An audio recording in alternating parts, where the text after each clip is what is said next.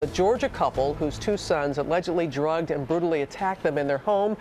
This case drawing national attention, especially after these parents publicly forgave their sons. It's still a mystery why the sons did it, and they have not entered a plea and have not been convicted of anything. We spoke to Yvonne and Zachary Irvin just moments ago, but first, a look at their story. Please send someone to my house. My children are trying to kill me. It's the chilling 911 call that stunned the nation. My husband has distracted them, and I was just able to get to the phone. Please hurry. An unimaginable scenario. 22-year-old Christopher Irvin and his 17-year-old brother Cameron allegedly attacking their parents, and police say attempting to burn down their suburban Atlanta home. Okay, how did they try and kill you, ma'am? They're trying to strangle us and shoot us, and they put Xanax in our food, and they thought we were asleep.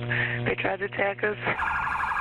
Minutes later, police arrived, discovering Zachary Irvin stabbed and covered in blood. The 50-year-old reportedly telling them his son hit him on the head with a shotgun. His wife, Yvonne, found lying beside their bed, badly beaten. She not been able to make that 911 call. It's very uncertain what would have happened. The sons, now behind bars, charged with 2 counts of felony aggravated assault and first-degree arson. Both will be tried as adults, facing as many as 60 years in prison. This morning, despite the horror their sons put them through that night, Zachary and Yvonne say they are standing by their sons. And joining us now are Yvonne and Zachary Irvin. Good morning to you both. Thank you for being here. I know that you had to spend some time in the hospital. How are your wounds healing, both of you?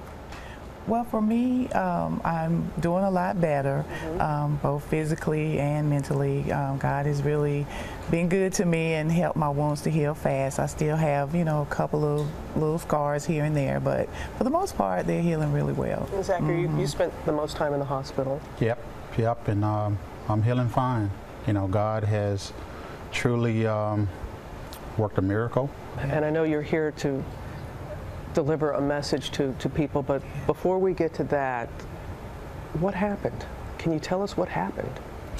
Well, we don't know what happened. I mean, it's just our kids had one bad moment.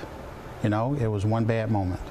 And God will reveal in time to us and to the world, get all the answers, the questions answered, and things of that nature. But for now, we just need to focus on healing.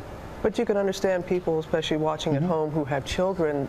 Absolutely. The question is why? Why? That comes over up again and again. Yvonne, were there any kind of signs, signals, anything? What was her behavior before this happened? And that's the crazy part, nothing. I mean, our children had prepared dinner for us the night before. That's why when in the call, I told you in the call that I found out during the whole process there had been Xanax put in our drinks. So we were drugged. We just didn't know what had happened. We didn't know, but we said we forgive our boys because that was totally out of character for them. They're not violent. They've never gotten in any type of trouble with violence. No behavioral issues or drug issues or anything? Just common teenagers. As a teenager, they have issues with, cleaning their room and, having attitudes sometimes when you tell them to do something. Just like every family, I'm sure, experiences, but nothing that would indicate anything like this. It was shocking to some people when the police report indicated that one of your sons said since the age of 11, he had been thinking of something like this, which makes some people speculate what was going on in the home for a child to having these thoughts for so long. Again, we don't know. We just don't know. Have you had a chance to communicate at all with your sons, to talk with them at all? Yes. And what have you said to them, and what have they said to you? Well, we communicated to our sons that we love them unconditionally. We told them that we forgive them. We told them to, as always, anytime there's an issue or something like that, I've always taught my sons that there's going to be consequences, whether it's something you do good or whether it's something you do bad. They had one bad moment. And I know you're calling on the public too to hopefully be able to forgive your sons as you have. Absolutely. You know, people don't know our son, so that may be easy for them to say, well, I can't forgive. But if it was, I ask people to just take it personally.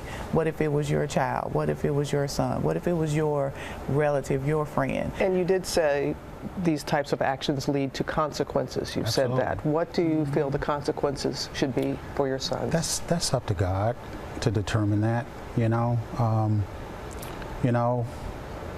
I just pray for mercy. You keep referring to it as one bad moment. Mm-hmm. There are people that are going to say that is putting it mildly. They No, attempted it's not mildly. to do what they did, to attack you as they did. Right. That's a bad Yeah. moment. Yeah, there's people who are incarcerated now that have had one bad day. You know, there are people who, are put in certain situations to where, rage or something has caused them to have one bad moment. And that's why I keep saying it's one bad moment. By no means am I discounting what has happened. I look at my wife, I look at her scars, I look at, the things that happen. I look at me. Your faith is remarkable, and your faith has certainly been tested. So the final message, Yvonne, that you want for people this morning? Well, the final message I think for me is just, like I said, study the Word, because that's what's going to help you through any situation. Well, Yvonne and Zachary, I know this is not an easy time for your family and for you to come forward and share your story as you have. We thank you. Thank you, and wish you all the best Thank you. going forward. Thank you. Good morning, Facebook family and friends and YouTube subscribers. Today is Tuesday. It is the 29th of September. It is about 11 o'clock in the morning. Actually, it's 12 noon because I had some technical difficulties this morning preparing for this video. Gosh, I mean, I just watched that video of these two parents twice whose two sons tried to kill them. And I'm having a very difficult time understanding their logic. Your kids tried to kill you, drug you, and kill you. And you're ready just to welcome them back home with a big old smile on your face. This is why I have a problem with religion in the African American community. Because it has served us, it hasn't mentally prepared us for situations like your children trying to kill you. Your children who you brought into this world are trying to take your black ass up out of here, trying to kill you. But you want to rely on your faith and be willing to forgive these monstrous kids who clearly had to be on drugs or something. They don't even want to admit or acknowledge that there's a strong possibility these boys, and particularly that older one, was on drugs. That's another issue I found with African American families. They don't want to deal with the truth of the situation. That kid clearly had to be, that older young kid, 22 years of age, who led this rampage, who had been plotting this since he was 11 years old, probably has had a drug problem for a very long time that his parents have refused to acknowledge or even, because they're blind. My mother's like this. My mother refuses to see certain things in her children. This has been going on forever. My mother relies on her faith instead of using these two eyeballs in his brain to see what the hell is going on. Those parents are insane. Religion has fried their brains. And I would love to know what in the hell was going on inside that household that made those two young men decide to kill their parents. And I could imagine it had a lot to do with their religious beliefs, their religious nutcakes. I grew up in a household with religious nutcake, my mother. And she force-fed you this Christian indoctrined religion down your throat when you didn't want it. Didn't want to hear nothing about it. I grew up as a Jehovah's Witness. It was horrible. It was probably one of the worst experiences of my life growing up in that religion. I would love to know these people's religious beliefs, because I bet you they're pretty damn radical. The fact that they would sit on national TV after their children have attempted to kill them, and they just brush it off if it's just one bad moment. Well, that's an awfully bad damn moment, I must say. Your children tried to kill you. Had that been me and my children tried to kill me, first off, the children who tried to kill me would be dead. And I'd be sitting on TV saying that my children had a bad moment and I had to take their motherfucking asses up out of here. They dead now. And I'm sitting here to tell any parent, if your children tried to kill you, you need to kill them first. They had guns in the house. All this forgiving and stuff. This is why Black America is so fucked up. Because we're so willing to forgive people who are trying to harm you in the worst way. We forgive people for every damn thing. There's no way I'll be sitting on national TV. No way in hell I would be sitting on national TV talking about my children just had a bad moment and things are just, we don't know what happened. No. There's no way. These kids tried to kill you. They tried to burn the house down. They drugged you. They harmed you. They stabbed you. You were bleeding. They tried to kill you. This was not a game. This was not a joke. This was not a test of your damn faith. This was a murderous attempt on your lives, both the parents' lives, by their children. And if you watch, we all know that there are quite a few children have killed their parents. We don't have to look around far. Black, white, Hispanic isn't happening all over the United States. They almost killed these two. Almost got away with it. They wouldn't even be alive and on TV right now had those two boys been successful in their attempts to kill them. And you're going to sit on national TV and brush it off as if it's just one bad event. It's not nothing. This is mental illness. Religious people are some of the most mentally ill people on planet Earth. African Americans who rely on religion to get through life. This is why Black America is so messed up. Because our minds are so warped by religion and what we're taught about religion, and particularly there's a better life after this life. And there ain't no, I'm here to tell you there is no life after this life. There ain't no heaven, ain't no hell, neither one exists. When you die and your body decomposes, that's it, baby. There is nothing else.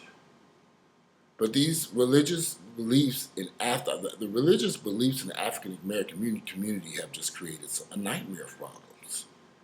Problems so severe that your children tried to kill you, and you fly all the way to New York from Atlanta, Georgia, to let the whole wide world know you fucking crazy as hell. Because like I told you all, had I been in their shoes, and those were my two sons trying to kill me, they would be dead.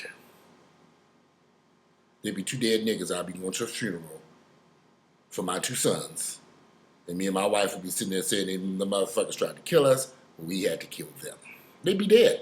I'm not going to sit here and let my children, I don't run to this world fed, take care of all these years, get housed and sheltered. If you know how much work goes into this, and you ungrateful motherfucker show up and try to kill me, you're going to be a dead son of a bitch. Quickly. I would have wasted no time blasting the hell out of them two boys, my own kids, and burying their asses. The next day, I wouldn't even give them a funeral. I probably would have cremated their asses and took their ashes and threw it in the damn dumpster. But we ready to forgive and move on as if nothing has ever happened. That these boys did not try to burn down the fucking house, drug you with Xanax, stab you, beat you. Something's not right here. It goes back to the question I've been asked since this all started. What in the hell was going on in that household? What were these parents doing to these kids that these kids felt they had to kill them? Will we ever have the answers to these questions? The only people who have the answers to these questions are those two men who were sitting in that jailhouse. And I'd love to hear their side of the story, why they felt they had to kill their parents. Because something severe there had to be something pretty damn bad going on inside that house. So I'm just making an assumption here, I don't know. But to kill your parents? I've had a lot of issues with my mother and father, but I ain't never thought about, I'm going to kill mom, I'm going to kill daddy. Never. And then to try to really... And then to do it. Truthfully, I've never thought about killing anybody in my entire life. But then to set out to do it. And if you are to follow your religious beliefs to forgive them. This whole story, the whole situation is just bizarre to me. them niggas would be dead if they had to fuck with me. I don't care if they were my sons, they've been some dead niggas. I'd have called 911 and said, I got 2 dead niggas in my living room, come get them. They tried to kill us. And I killed their son of them. I killed their asses. My own sons. What, you trying to kill me? That means I get to kill you. And I would have been successful. If you like my videos, please click like, share them with family members and friends. Yeah, this is bizarre to me. This is strange to me. I'm trying to understand it. I'm trying to think from a Christian's viewpoint. I ain't a Christian, so I really can't think from that viewpoint. Because I think it's kind of crazy. Your kids try to kill you, and you ready to just move on like it's just nothing has happened? I don't get it. This is strange to me. But like I said, had I been in his shoes, then 2 boys would be dead. My 2 sons would be dead and gone. I'd be cleaning out their rooms right about now, preparing them to freshen up the house and get rid of their shit so I don't have to see it no more and move on with my life. Anyway, if you like my videos, please click like, share them with family members and friends. I'd love to hear you guys' opinions, what you think about this craziness. Am I the only person who's thinking that something took place inside this household that we will never, ever understand and know about? That these boys felt they had to kill their parents? It's confusing to me. And maybe one day we will get the answers. Because them boys are going to go to jail. They're going to be in prison for a very long time. And them crazy parents are going to be sending money to them, visiting them every weekend, going to see the kids who tried to kill them. Bizarre. Anyway, I'm out of here. Enjoy your Tuesday.